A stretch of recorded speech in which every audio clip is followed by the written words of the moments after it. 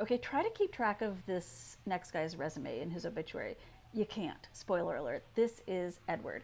Edward Hampton Jr., the former 3-time mayor of DeSoto, Iowa, world class internet surfer, sender of inappropriate jokes to work emails, and barbecue aficionado, died on February 15th.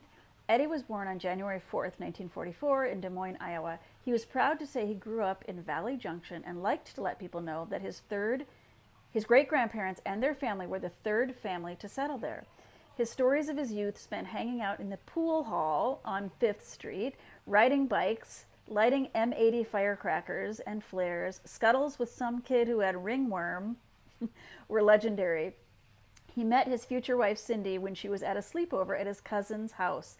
Ed asked her out and wooed her with dinner at McDonald's and then the movie Goldfinger at the Plantation Drive-In. The first year they were married, he had 19 jobs, much to the chagrin of his mother-in-law. They were each other's best friends, and you rarely saw one of them without the other. They moved to DeSoto in 1976. He ran for mayor 3 different times and did not win. However, he was appointed the mayor 3 different times while he was on the city council. Ed loved DeSoto. If you met Ed, you knew that he had been the mayor of DeSoto. He loved his job selling pneumatic nailers and working at various tool shows, which was probably 20% talking tools and 80% eating pizza, drinking beer, and talking bullshit. He had a large territory and traveled most Tuesday to Thursdays to the far reaches of the Midwest. This is very Music Man coded, isn't it? Schmoozing and snoring so loudly that neighbors in hotel rooms would call to tell him to knock it off. One neighbor used a knife to stick a note on the door to let him know his displeasure. I love that this is in the obituary. When he visited the Mercy Sleep Clinic, he was granted the distinction of being the worst snorer they had ever met. First place. He won. Eddykins was a lover of all things Apple. He bought his first Apple IIe when it came out. He and his childhood friend Jimmy would obtain hundreds of floppy disks with games galore. He was a fierce competitor and would never let his girls win a single game. If one of them did beat him, he would stay up and play so that the next time we played, we would see the leaderboard with all Ed. Over the years, he bought the Macintosh Classic, the iMac G3, the iMac G4, the iMac G5, iPads of all sizes, and recently his MacBook. The only people that probably won't miss him are the people that work the Apple Help Desk phone line and the Jordan Creek Genius Bar. Ed was very proud, and rightly so, of his barbecue abilities. He loved ribs. Almost every one of his birthday meals, except his last one, consisted of ribs and fries. His 70th birthday party was at Smokey D's, and he loved every minute of it, eating barbecue and seeing his friends.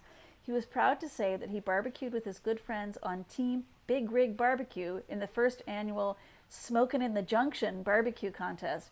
Although they didn't place in the different groups, he always won first place in his backyard, smoking various meats on his Weber, Egg, or Magnum. In 1994, Ed had quintuple bypass surgery. The doctor told us that it was amazing that his heart didn't just explode. He hadn't seen many live through 5 blocked arteries, and he didn't know what a fighter Ed was. Iowa Heart gave Ed 10 years at that time. Almost 23 years later, his heart finally stopped. He didn't want to leave any of us.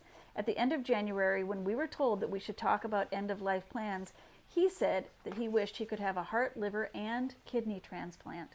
He would have done that if he could have. He didn't want to go anywhere but home.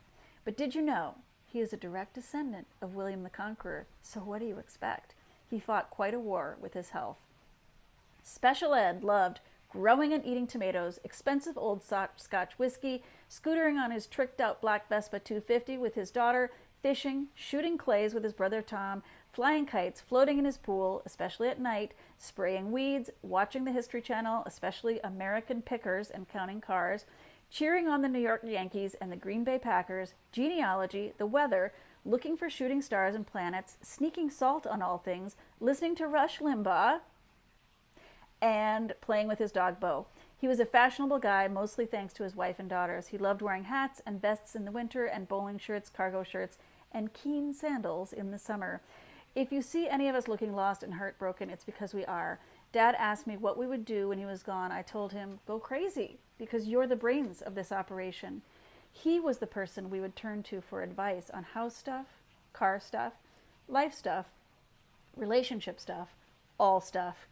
He was the man that his girls have measured all other men against. On Monday, he told me that we would just figure it out. We'll see. That is so good. Was one of his kids a trained writer? Because this is so, so good.